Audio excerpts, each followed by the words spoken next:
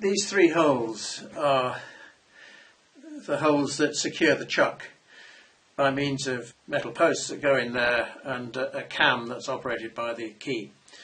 And there's a guy called Max in Australia who has a very similar lathe to this. It's actually a Taiwanese lathe, but it's remarkably similar, although not identical. And he suggested that a good way of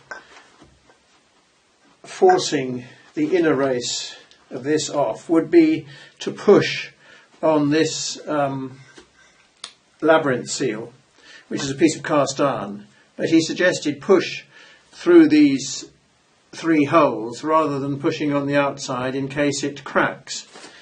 It's definitely the case that this seal does not engage on the actual inner, roller cage.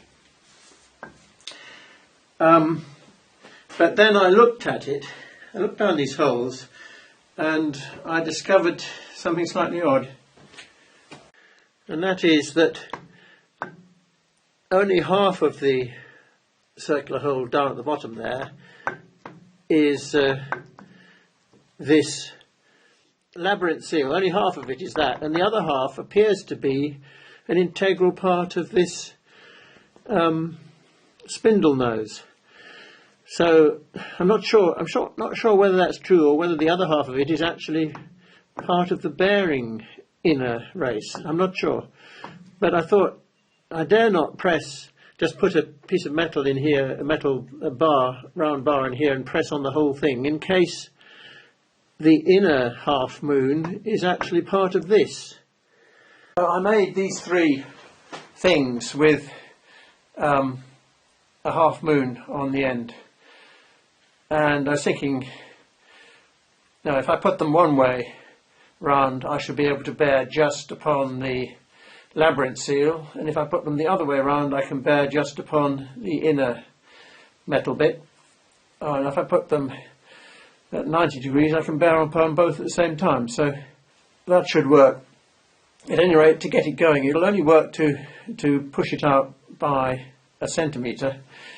But if I can get it a centimetre out, at least I can see what's going on. I could always mill more off these if necessary, if I needed a deeper thing.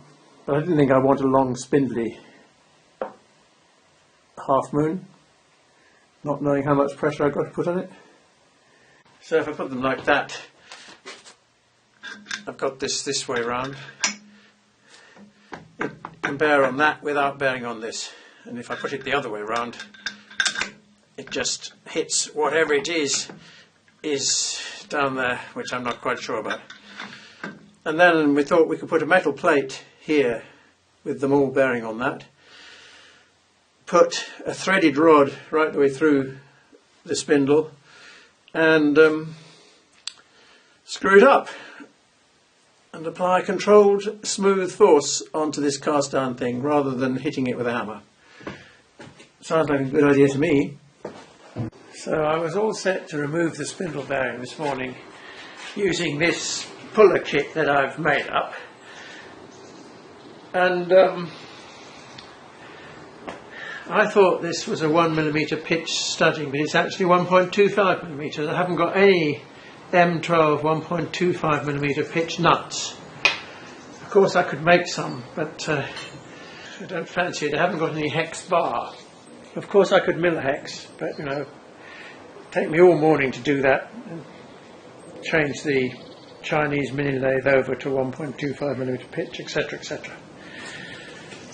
So I've ordered some nuts on eBay and we'll wait. The M300 bearings were originally made by the British firm Gammet, which I didn't think was still in existence, but in researching it on the internet I discovered that in 2019 it was bought by this small British firm HB Bearings, which is based in Huddersfield. It appears that the original proprietor of this has died last year, but his son is continuing the business. There are some downloads on this site somewhere, and I looked at Super Precision Tapered Roller Bearings brochure, and I think this is a kind of original gamut brochure, and I looked at this bit here, which says, talking about mounting bearings, the inner races of the bearings must be preheated to expand sufficiently to assist mounting on the shaft. Well, we always know that's the kind of thing we do. Never attempt to fit cold, as the amount of interference between cones and shaft will prevent sliding. Any direct blows will cause damage to rolling elements and raceways. Well, this made me think probably it's not a good idea for me to take this front spindle bearing inner race off the spindle just to inspect it, because it's likely to cause damage. So I changed direction slightly.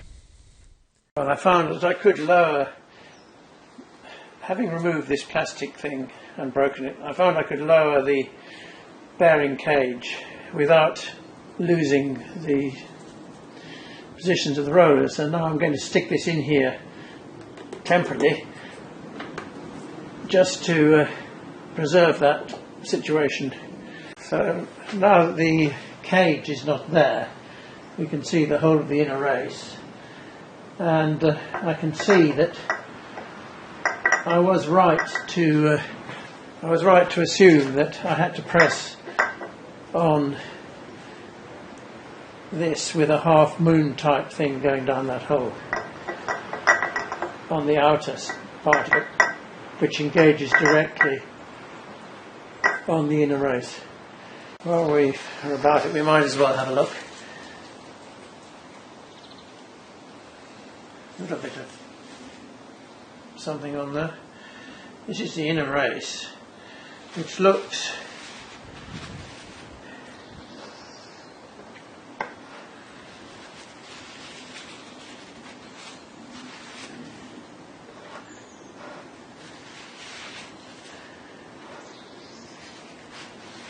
perfectly okay, really. For a 35-year-old bearing, one mark there, I don't know if you can see that,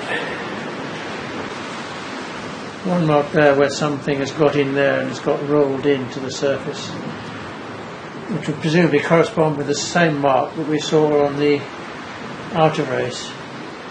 The rest of it is okay, and there's no, maybe there's another mark there, tiny one. Apart from that, there's nothing wrong with it. I've just been taking these rollers up one by one and inspecting them and cleaning the cage.